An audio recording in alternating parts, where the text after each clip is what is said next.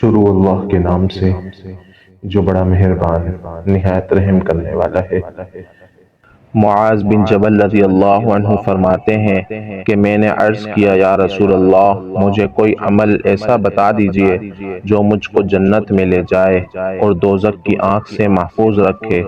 آپ صلی اللہ علیہ وسلم نے فرمایا، حقیقت تو یہ ہے کہ تم نے ایک بہت بڑی چیز کا سوال کیا ہے، لیکن جس پر اللہ تعالیٰ آسان کر دے اس کے لیے یہ بہت آسان بھی ہے۔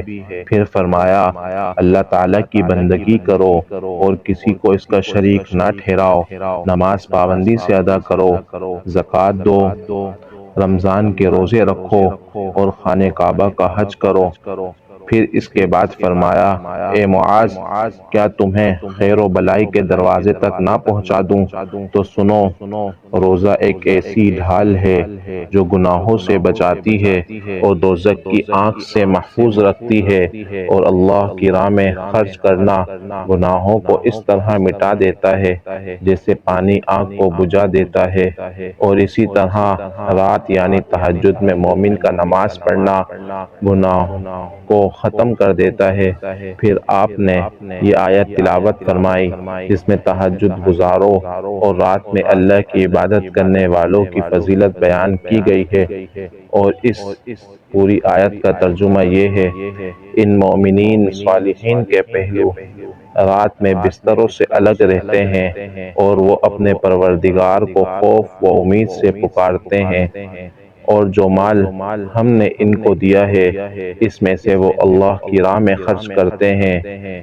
کوئی نفس نہیں جانتا کہ ان مومنین صالحین کے لیے آنکھوں کی ٹھنڈک چھپا کر رکھی گئی ہے، یہ ان کے اعمال کا صلہ ہے جو وہ کرتے تھے۔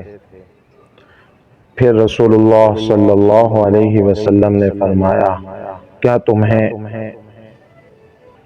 اس چیز یعنی دین کا سر اور اس کے ستون اور اس کے کوہان کی بلندی نہ بتاؤں؟ میں نے عرض کیا، ہاں یا رسول اللہ، ضرور بتائیں۔ آپ صلی اللہ علیہ وسلم نے فرمایا، اس چیز یعنی دین کا سر اسلام ہے اور اس کے ستون نماز ہیں اور اس کوہان کی بلندگی جہاد ہے۔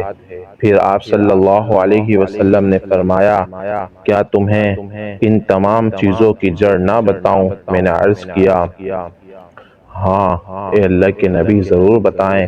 آپ صلی اللہ علیہ وسلم نے اپنی زبان مبارک پکڑی اور اس کے طرف اشارہ کرتے ہوئے فرمایا، اس کو بند رکھو۔ میں نے عرض کیا، اے اللہ کے نبی، ہم اپنی زبان سے جو بھی لفظ نکالتے ہیں ان سب پر مواخذہ ہوگا۔ آپ نے فرمایا، معاذ، تمہاری ماں تمہیں گم کرے، اچھی طرح جان لو کہ لوگوں کو ان کے منہ کے بل یا پیشانی کے بل دوزخ میں گرانے والی ایسی زبانیں کی بری باتیں ہوں گی۔ مشکوٰۃ المصابیح حدیث نمبر 27۔ اسی طرح کی اور احادیث اور دعا وغیرہ سننے کے لیے ہمارے چینل کو سبسکرائب کیجیے۔ السلام علیکم ورحمۃ اللہ وبرکاتہ۔